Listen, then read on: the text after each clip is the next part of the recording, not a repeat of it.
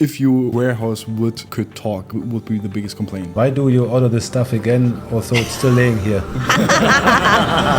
Welcome to our really great podcast today. So first of all, I'm not sitting here alone with only one person. Today there are two persons with me. First of all, there's Jenice, who came all the way from the US just to talk with me here today. Definitely. No, the truth is that we recorded videos with her, really great videos, 4 of them, which you can see on SCM Dojo very soon. And there's Mudassir, who's the founder of SCM Dojo, and we are going to talk today about engineers in procurement, if it's a good idea to have engineers there, if we should have more engineers in procurement, and so on. And not today, I'm not asking any questions, because this will be done by Noah Miguel, which is my colleague, who's normally behind the camera. So today he's in front of the camera, so you will also see his face today. So looking forward to a really great talk.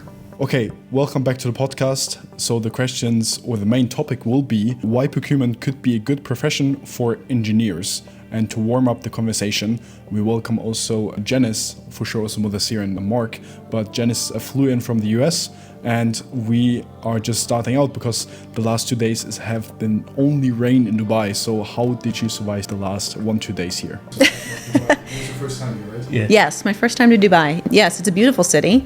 I definitely saw a very wet side of Dubai yesterday, however, with a lot of water coming down out of the sky and then not terribly well managed in the streets. So I ended up taking off my shoes and waiting just a little bit to get to my hotel last night, which was part of my adventure. Yeah, so we didn't know. I mean, we brought all the way from USA. Jenice, she came here to record 4 courses for us on negotiation, fleet procurement, and also e-auction, right? So thank you for coming. And then we realized it's once in 75 years rain, so it's maybe the special nature of Jenice or whoever, but never seen something like this. So one good thing come out of this whole, cyclone or raining is I'm pretty sure my car is now a submarine.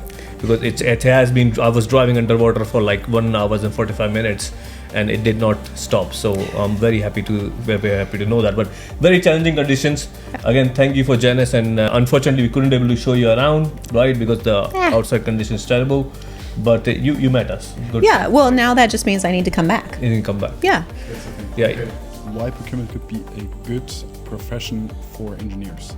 Right. I think let's just start with Jenice because she has some really profound, let's call it, experience and thought process and all that. Sure. Well, so I have my master's in mechanical engineering, and I've been told since I was very short that I was supposed to be an engineer when I grew up, especially by my mother. And she always told me that if you get your engineering degree, then you can go do with it whatever you like. And it turned out that was really true because I ended up taking mine into the world of procurement and supply chain. So once I had a supplier come in and pitch to me that we had a new alloy for a hydraulic cylinder, and he didn't know I was an engineer and had just come out of the design engineering team. And he was very excited about this, and I asked if he had a spec sheet. And I took a glance at that spec sheet and I said, "Oh, that's just chrome moly." And he turned a little bit white and he didn't know what to do with that. And he said, "Well, I'm just going to have to take that back to my technical team." And he kind of shriveled up and I felt bad for him, honestly. But those sorts of things can be really helpful in procurement because you can see through those technical things and you don't really have to think about it. It's just part of who you are. So the way I see that, when you're doing any engineering, right, system engineering, mechanical, electric, doesn't matter. Our brain are trained to think in a system, think the way the system thinks, right? So there's an input, there's a process, there's an output. So if you think about procurement supply chain, is mostly processes. I know there's a soft, emotional intelligence and soft skills. There's a lot of element into this. But if you really focus on supply chain procurement processes, it's pretty much designed like input, process, output. There's a set of activities. So that's the first advantage of being an engineer. And it suits us, right? Second thing I can think of is if you work in manufacturing, because mostly distribution, right? You can learn about the product faster than any non-engineer. Right. So I know a lot of procurement people who come from a finance background or I don't know, maybe a different background, like a marketing background, communications degree, for example.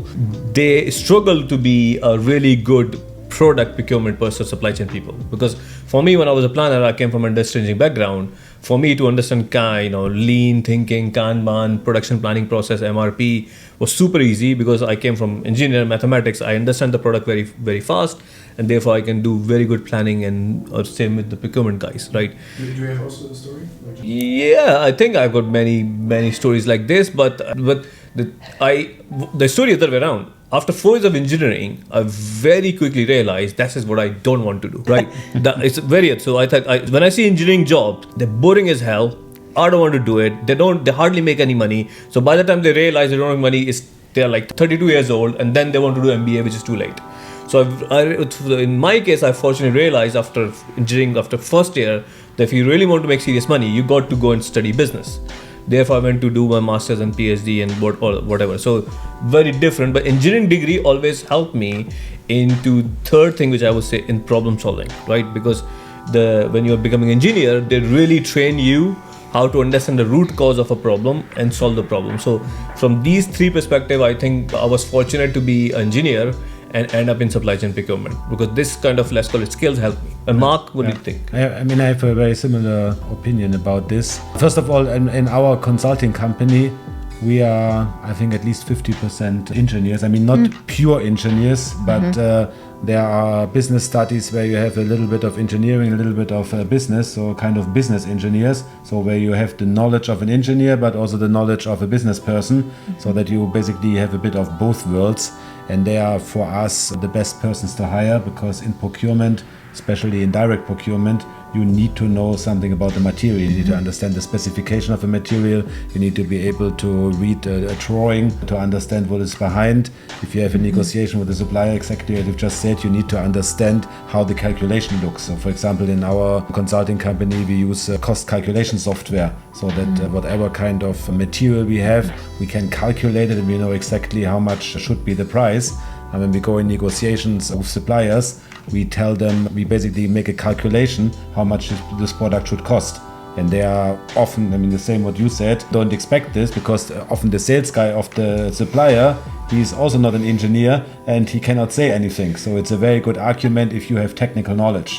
And the same is for companies. So I think you need to see in indirect procurement, it's probably not that much needed that you are an engineer, but in direct procurement, for sure. And especially as you are dealing with the engineering department in the company, and if you don't speak their language, they will never talk with you. They don't bring you, because the problem of procurement in many companies is that when the procurement gets involved, 80% of the decisions are already taken.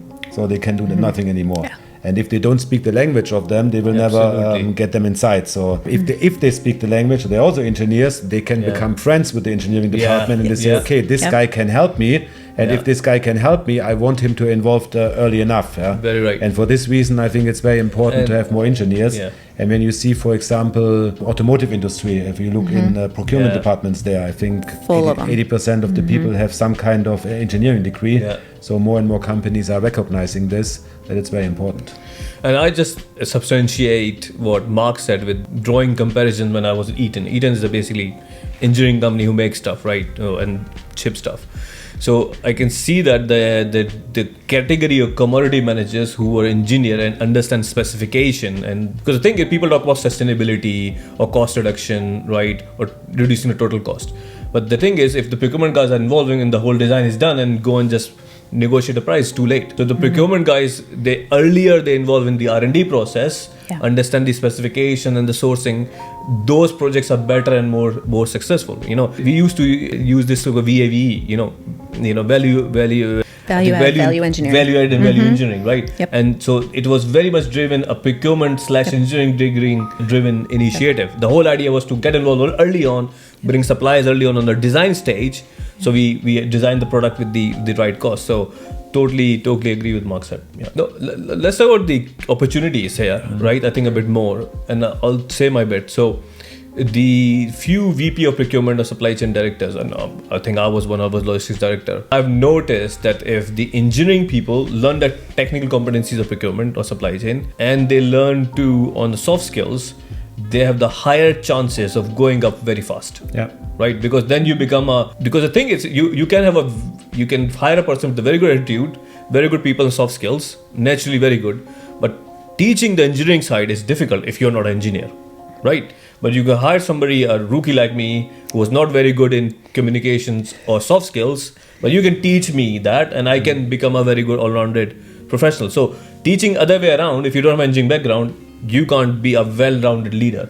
And that's why I think the chances of success for engineers become senior procurement supply chain leaders are much higher. What do you think? Yeah, no, I think engineering makes a lot of good opportunities. And as I said, you can take an engineering degree and kind of do whatever you like with it in a lot of ways, partly because people know that you've achieved a certain level of technical ability. And so there's a level of being able to figure it out. And as Mudassir said earlier, right, you're a problem solver, right? You're used to solving every problem you encounter with define the problem, state your assumptions, then solve the problem, and then check your answer for whether it's reasonable.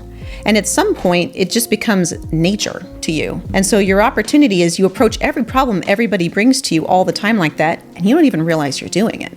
And so you get this reputation that you're going to have a systematic way of approaching things. And that's where the opportunity comes. And that's true in a lot of fields, but as these guys have talked about, procurement's certainly one of them. And it's a place where that can really shine. The other thing is that you end up with a lot of analytics in a procurement world. You end up analyzing procurement bids and multiple suppliers. You're taking different specifications and you're weighing them against each other, and they might not be apples to apples. And an engineer is really well trained to take something that's not apples to apples and shore it up until it matches up and lines up, and all of the numbers match at the bottom of the row. We're real good at that. Yeah. So that tends to be also an opportunity, is in that analytics piece of the supply chain and procurement world.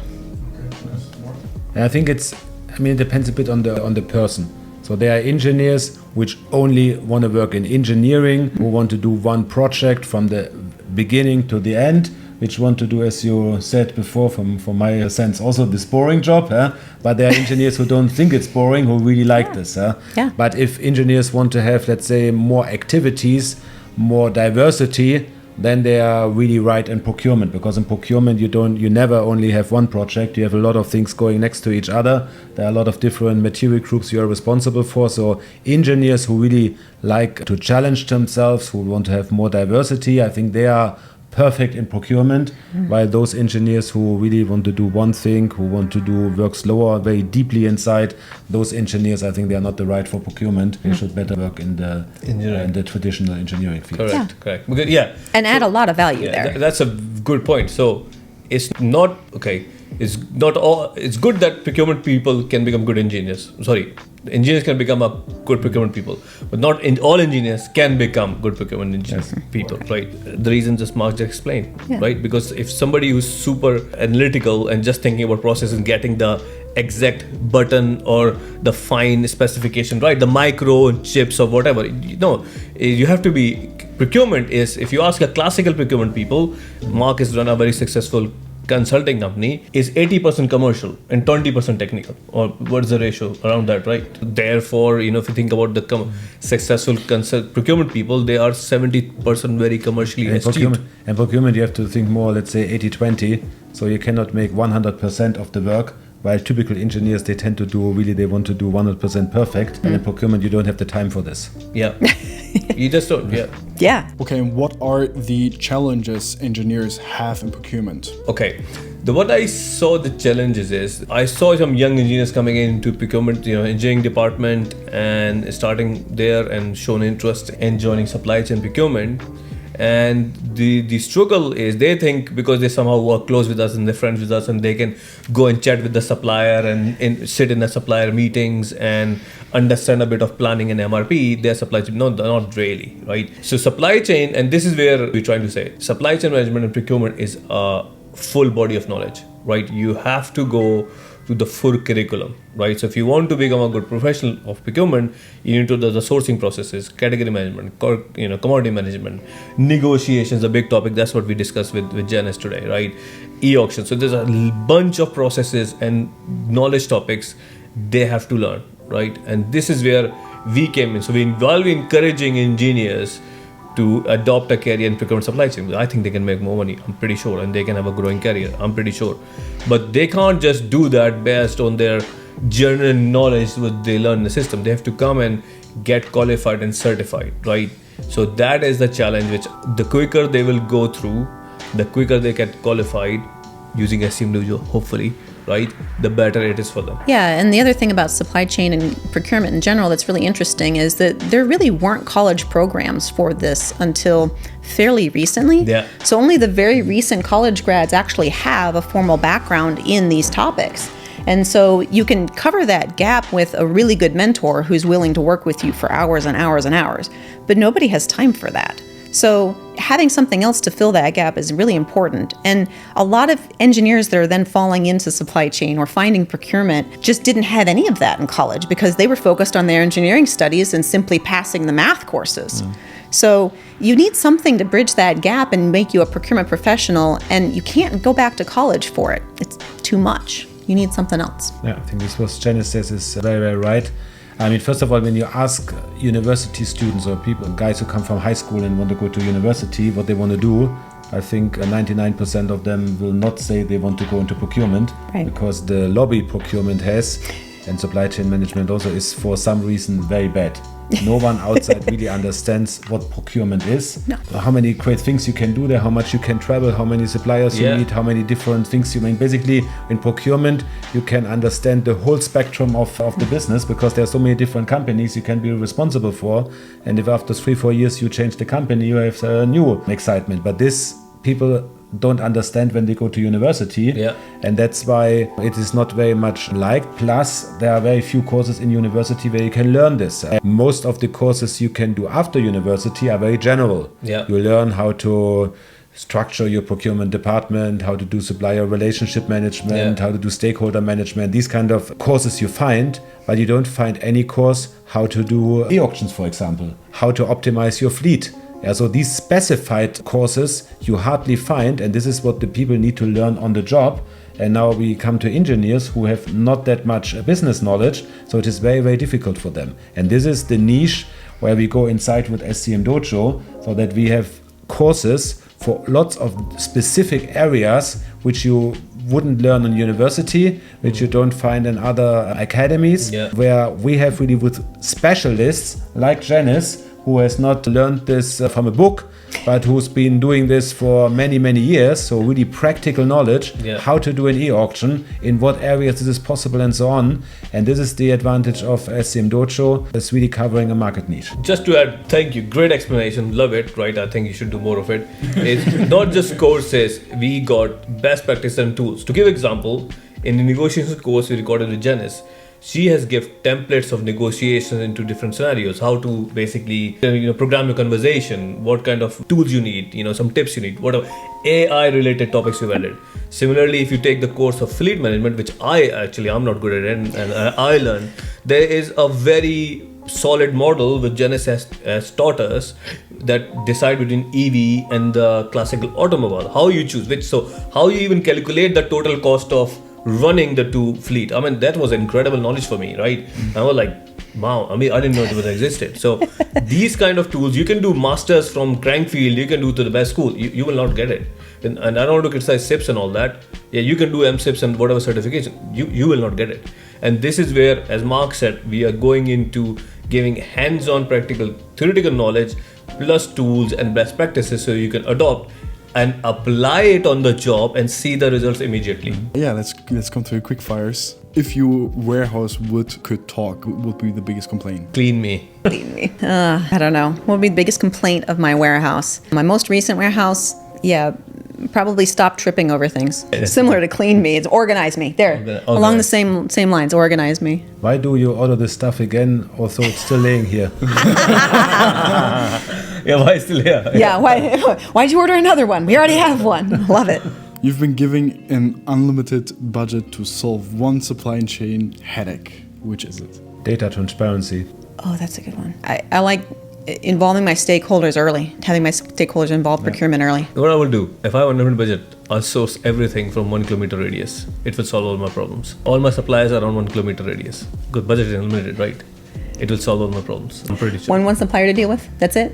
No, all suppliers in 1 kilometer radius. Okay. Oh, 1 kilometer. Okay. Right. I So if follow. I have all my suppliers Got in 1 it. kilometer radius, Everybody I literally right there. have no supply chain problems. I'm pretty sure. But if they are not doing this, if your Their supplier supply one kilo chain. sourcing 5,000 kilometers away, you have to go, then you still need to get another one. Okay. That's true. You're making those complicated. secondary and tertiary suppliers, they're a real pain. Okay. What's the most embarrassing thing you ever accidentally shipped to a customer? To customer. Most embarrassing. I don't know that I ever shipped anything. I can tell you what is similar, not the answer of that, but the question. Once a shipment supposed to go to basically Netherlands, it ended up in Egypt, and I couldn't explain why. Yeah. I think it's a big problem. Yeah, it's a big problem. Yeah, so we have to figure that out. It's how to redirect from Egypt to Netherlands. Yeah. And they keep asking me how did it happen. We couldn't explain. We did have something similar happen all the time. I worked for a company that had a city named Sioux Center in Iowa, and Sioux City in South Dakota. So those were basically the same city as far as the United Post Office was concerned.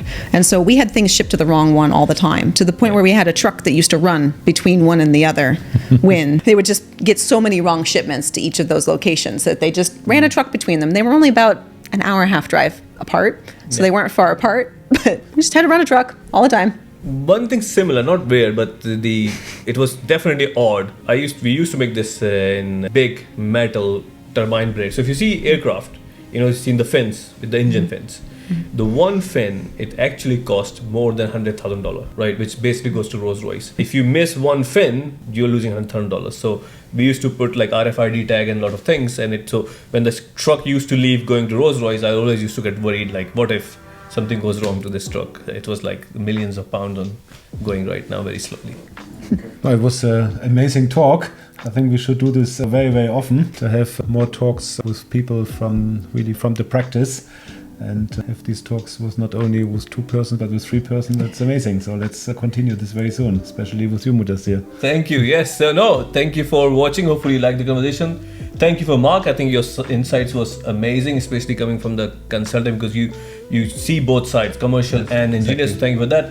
Jenice, coming from all the way UK, you've recorded the courses. I think you have incredible energy. You survived here, and I think a lot of people. Yeah, you survived, and I think what I really admire is your genuine desire to share your experience and knowledge with people. And we're really thankful for SMDojo for joining us, right? And I think we love the work you've done with us, and your content is great. And Miguel, I'm officially deciding to retire as a host of SMDojo show after I think we have done 70-ish episode or something like that.